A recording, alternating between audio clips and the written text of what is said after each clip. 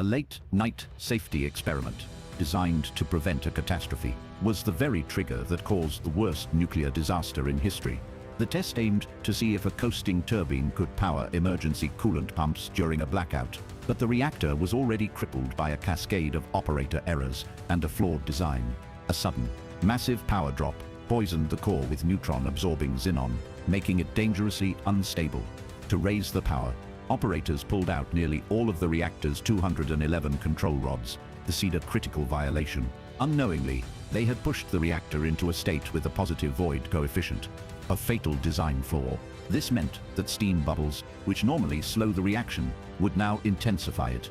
At 1:23 a.m., the experiment began, diverting power from the main coolant pumps. Water flow dropped, steam bubbles surged, and the chain reaction began to spiral out of control. Just seconds later, a routine emergency shutdown was ordered by pressing the AZ5 button, but the control rods, tipped with graphite, initially displaced neutron-absorbing water, causing a massive power spike. In 3 seconds, the reactor's output rocketed to 10 times its normal capacity. Fuel rods shattered, blocking the control rods and sealing the reactor's fate. A violent steam explosion tore the 2,000-ton biological shield from its mountings and blew the roof off the building.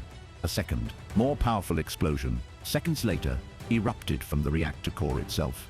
It ejected chunks of burning graphite and nuclear fuel, starting multiple fires across the facility. A faint blue ionized air glow, beautiful and deadly, flooded up from the shattered core.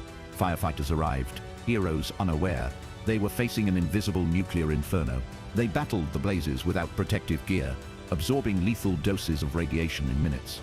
Within weeks, 28 people would die from acute radiation syndrome, their bodies unable to recover. Radiation levels near the core were so high, dosimeters simply went off scale.